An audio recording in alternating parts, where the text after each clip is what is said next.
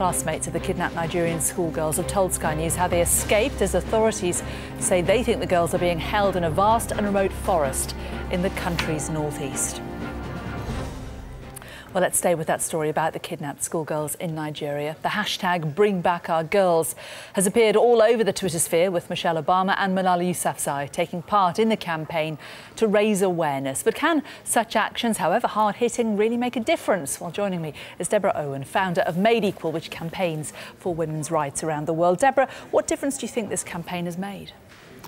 It's brought out a new generation of campaigners, of people who are often able to tweet and put out a message online, but it's actually begun to bring people to the street. It's brought about a level of unity for people who are around the world. It doesn't matter where you are, if you're interested and you want to be committed to this hashtag and to seeing the young girls who've been kidnapped coming home, you're going to put out a message that says, "Bring back our girls."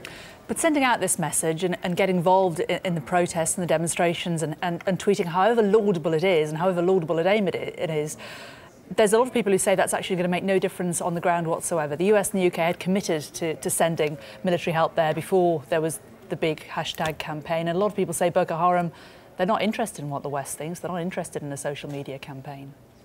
Well, ultimately, it's about how you bring around unity, how you raise awareness of an issue. And the bigger issue, that we're seeing is around sexual violence in conflict, around access to education for girls. And if that voice is being raised through this campaign, then it's successful in some terms, because we can see, organizations, we can see celebrities, we can see politicians, we can see members of everyday society coming out to say, yes, we stand against this and we are going to use this campaign to bring around awareness to the issues.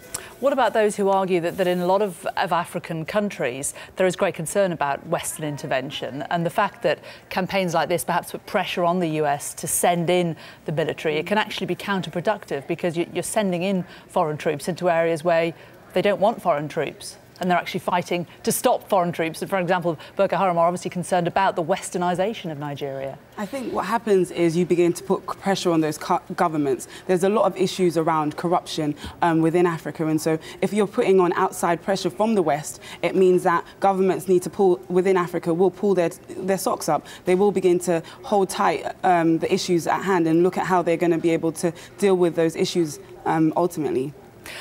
Of all the people who've tweeted, who do you feel has been the most useful? Is it Michelle Obama, or is it a celebrity?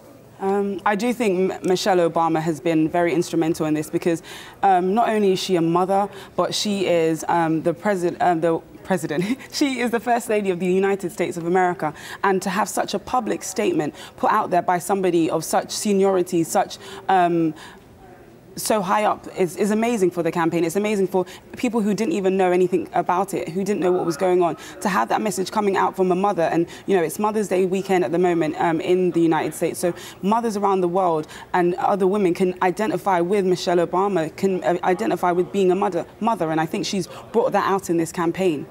What about the critics who say that the campaigns like this actually give these groups that are quite small in some senses and quite disparate the oxygen of publicity and make them a lot bigger than they actually are in the first place? I think that Boko Haram has been around for quite a while now, and so I don't think this incident particularly is going to make it bigger. I think what it is going to do is allow individuals who may be considering being part of any type of negative group in society to reconsider what the consequences of that will be. It won't just be the consequences of that government, it'll be the consequences of the world that will begin to look in and want to take action against them. Okay, Deborah Owhin from Made Equal, thank you very much. Thank you.